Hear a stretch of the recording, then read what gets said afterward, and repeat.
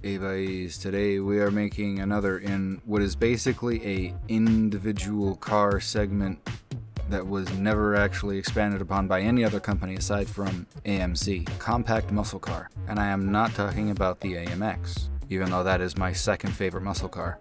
My favorite muscle car is the Gremlin XR401. No other company put a big block V8 or even a high output V8 or a V8 in a hatchback, in a compact commuter vehicle. They all did 6s and 4s. AMC was the only one that was just like, nah, put a small block in there. And then later on the line was like, nah, how about a 400 cubic inch one? So we're gonna be making that, and we're using this body to do it. I could obviously just straight up use the Gremlin body, but I would only ever be able to make a Gremlin, so I'm making something that's just in the same world, but that I can make it not look exactly the same to be more tribute than copy. Now there's actually some lore I kind of thought up when I was figuring out the name for this, because I'm actually making sort of an alternate universe with a bunch of different companies that actually exist. So this one is by Blue Flame Automotive. It's called the Argos Striker. So the reason why, because I thought of reasons why, is it's because the company was originally founded in 1908 as like a gas fitting and plumbing company and doing that kind of stuff, working and welding work. And then they just kind of were doing well enough to be like, these car things are kind of neat, let's see if we can do them. And then it worked well for a while. Canonically, they don't exist anymore. They ran in my world from 1908 until 2001, and then the company that was like their Shelby or their AMG or whatever bought the rights, and from 2013 onward they had the license and were producing vehicles again under a similar name but with the same logo. I think that's how it's gonna work.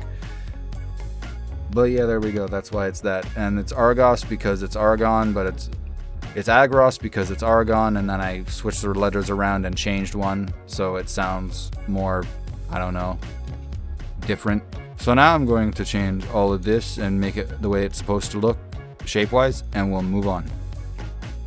I'll just push that firewall back, give it a nice long nose to fit the V8 that's going in here. I'm making a 1980s car. This is not a 1970s car, this is a 1980s car. They were ahead of their time, which is why they died early. No one understood what the visionaries that they were. The flame of creativity was strong with these ones. Hey, double meaning for Blue Flame then, haha. Wacky paint jobs were a thing in the 1970s. I mean, look at Chrysler at the time. So I'm making the engine a couple of years older for no apparent reason, just other than this car probably has been around for a little bit.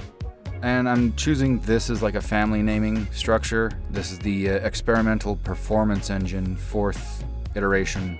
No. This is like the fourth one of these experimental performance engines they've done by 1968. The company's been around since 1908, and car racing has been around since earlier than that, so they've been doing some high performance projects in the olden days. This is just the fourth one that they've done for this. And 6K, because I think I'm going to try and make a 6-liter engine for this. Okay, so it can only fit a 5.4. Not quite. Whatever, fine, okay. Alright, so I got it to like 330 horsepower, which is just great for a 5.4 V8. Is not super happy about it, but you know, it can deal with it.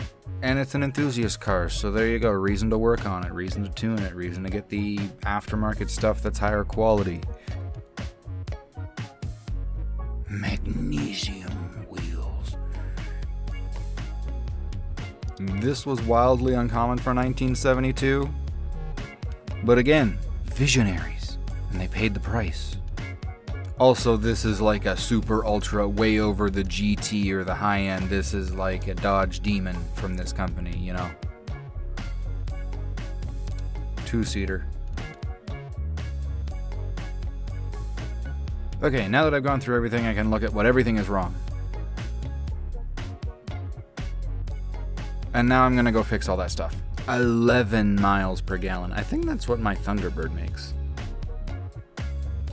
Alright, all tweaks and everything. 178 mile per hour top speed and a 0 to 60 time of 6.4 seconds. I'm gonna say that's a good result. See what the engine sounds like. Whoa.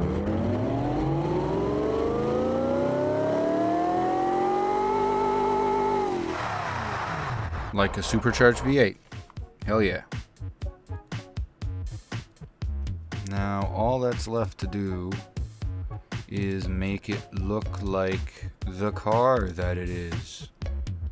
I'll see you in Beam and we'll see if this is any good.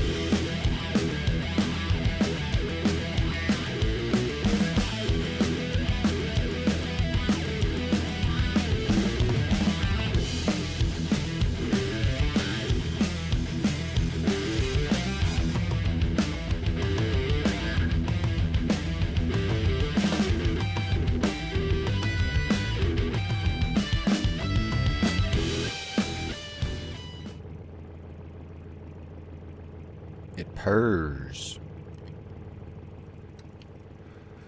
Let's see if it tries to rip my head off when I go driving.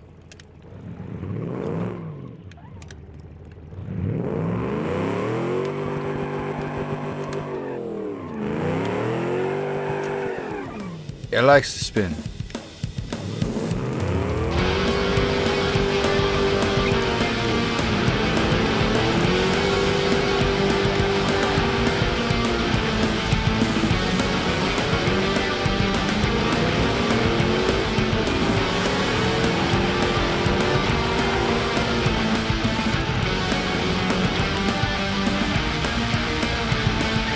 Alright, let's see if I can do some high-speed driving and not kill myself. Whoa! Ooh, that could have gone bad. Does pull to the left a very little bit. Gotta learn how to do threshold braking. Oh, drifting at 130 miles an hour. I'm dying now.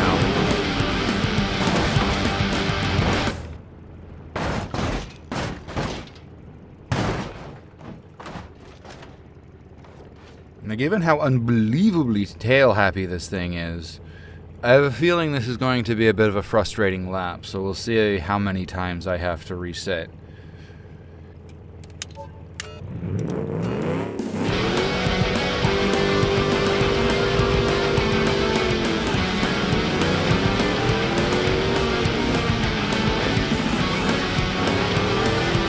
Oh, can I hold the drift all the way around? No, I can't. No, I can't. No, I can't. I fucked it.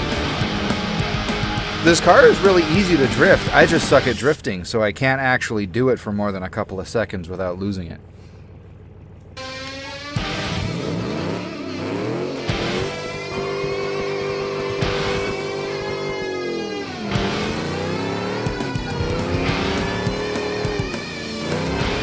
Keeping the ass end in the back is really difficult with this car.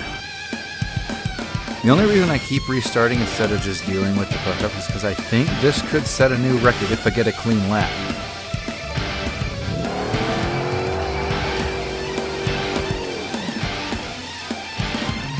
This don't take a while.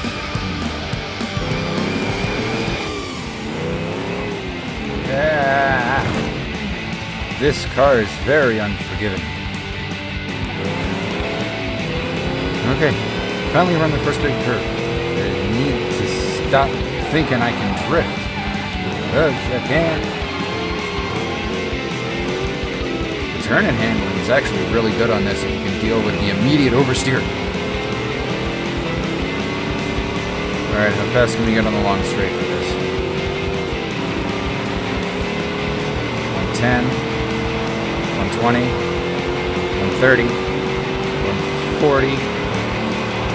It was like 145 or 150. It was somewhere close to that. Don't hit the tires. And clean. Shed.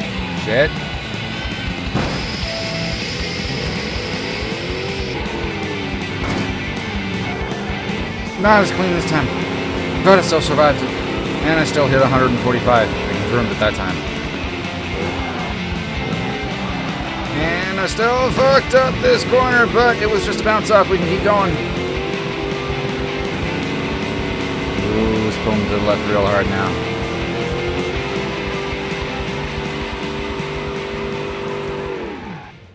Okay, I'm going to try and actually be careful and be smart and not be cocky and drive like this car is actually driving on ice all the time like it feels like it is.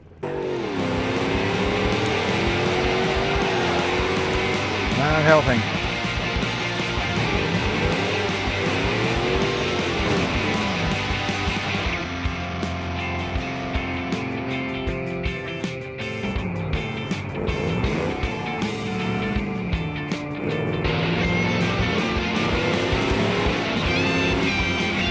Finally made it around to that point in one piece. Holy crap. This car is very difficult to drive.